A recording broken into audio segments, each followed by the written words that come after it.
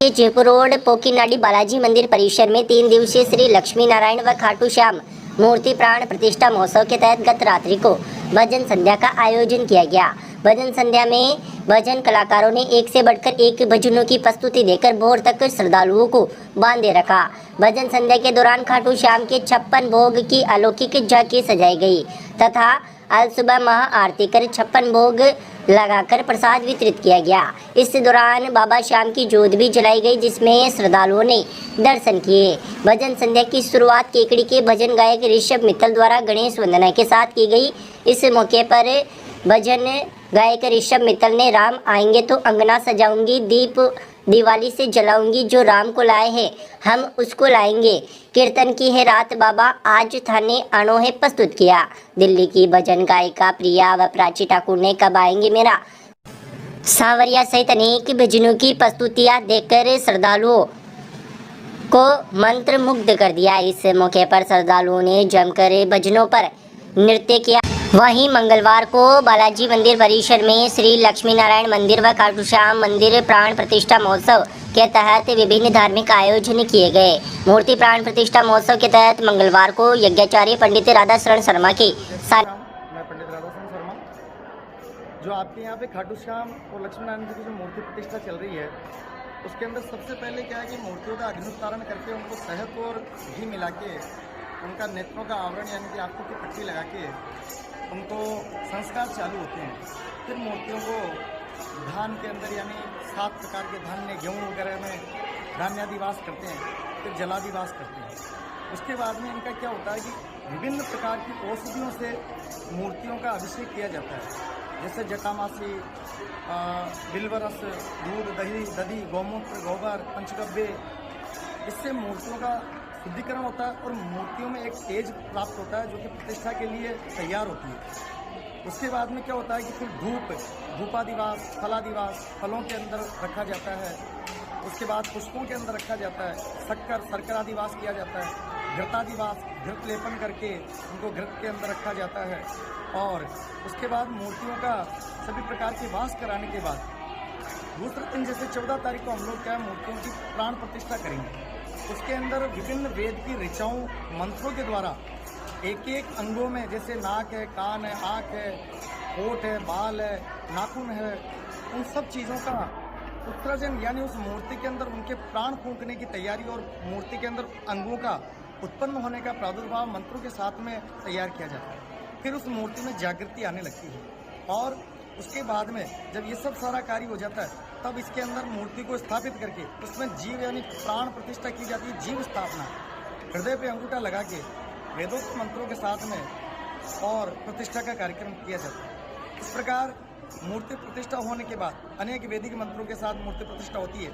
उसके बाद में मूर्ति में आता है तेज, फिर अग्नि के साथ साक्षी के साथ में ही मूर्ति को यथास्थान सिंहासन जो इनका बनाया जाता है उसमें नीचे कई प्रकार के द्रव्य, सप्तधान्य, 7 धान, चांदी के सिक्के वगैरह डाल के उसको स्थापना की जाती है। लंबे समय तक, हजारों वर्षों तक वो मूर्ति स्थापित रहे और उसके अंदर चमत्कार प्राप्त हो ऐसा स्थापित की जाती है। उसके बाद में मूर्ति का पट्टी खोली जाती है आँखों की। एक छोटी 8-10 साल की बालिका उसको सामने खड़ा करके कांच रखा जाता है, कांच पकड़ाया जाता है, फिर पर्दा लगाया जाता है और उसके बाद में नेत्रों की पट्टी हटाई जाती है। पट्टी जब हटती है उस समय चमत्कार के श्रेय रहते हैं और उस मूर्ति के पट्टी हटते ही कांच तड़कने का, टूटने का ऐसा विधान है शास्त्रों में। कई जगह ऐसा होता है, कई जगह नहीं भी होता है, परंतु लौकिक धारणाएं भी है, अलग अलग मान्यताएं भी है। लेकिन उस मूर्ति के अंदर जब प्राण प्रतिष्ठा हम प्राण फूंकते मंत्रों के द्वारा तब ऐसा अनुभूत होता है कि जैसे हम ये कार्यक्रम करवाते हैं प्रतिष्ठा, वैसा हमको लगता है कि ये हम नहीं करवा रहे, वो देवीय शक्ति हमारा निर्देश कर रही है, वो हमारे को निर्देशित करे कि ये कार्य इस प्रकार होना चाहिए। इस तरह मूर्ति की प्रतिष्ठा का है। बाकी यथा ज्ञानम तथा गुरु, जितना व्यक्ति को भगवान परमात्मा ने ज्ञान देता है उसके अनुसार मूर्ति प्रतिष्ठा का आयोजन है।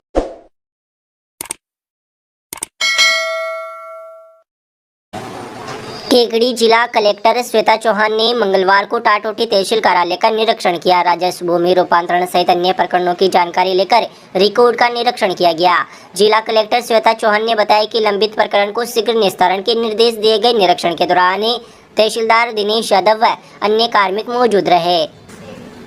जिला कलेक्टर ने तहसील कार्यालय के निरीक्षण के बाद अन्नपूर्णा रसोई का भी औचक निरीक्षण किया। निरीक्षण के दौरान भोजनशाला सहित संपूर्ण रसोई में साफ सफाई व्यवस्था को बेहतर बनाने के निर्देश दिए।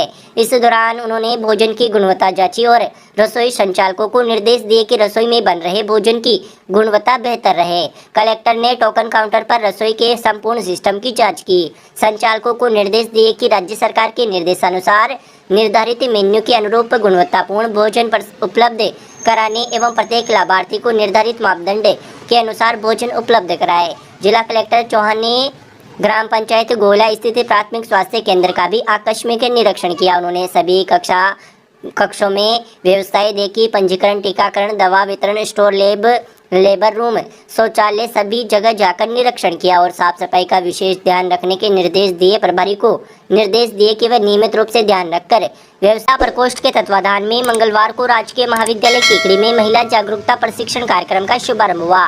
कार्यक्रम के मुख्य वक्ता प्राचार्य पीयूष कुमार गुप्ता ने छात्राओं को महिला हेल्पलाइन नंबर, महिला उत्पीड़न कानून, दहेज निषेध कानून व अन्य विभिन्न कानून से अवगत कराया। चेतन लाल रेगड़ ने छात्राओं की समाज में भूमिका और राष्ट्र निर्माण में महिलाओं के महत्व के बारे में बताया। अनिल कुमार गुप्ता ने हर क्षेत्र में महिलाओं की बढ़ती भूमिका के बारे में विस्तार से चर्चा की। उन्होंने सोनोग्राफी व गैर कानूनी ढंग से कन्या भ्रूण हत्या में उपयोग करने वाले परिजनों, अस्पताल कर्मचारी व डॉक्टर पर सरकार द्वारा की जाने वाली कार्रवाई के बारे में छात्राओं को जानकारी दी। प्रशिक्षण कार्यक्रम में ज्योति मीणा व कोमल सोनी ने छात्राओं को आत्मरक्षा के गुण सिखाए। कार्यक्रम का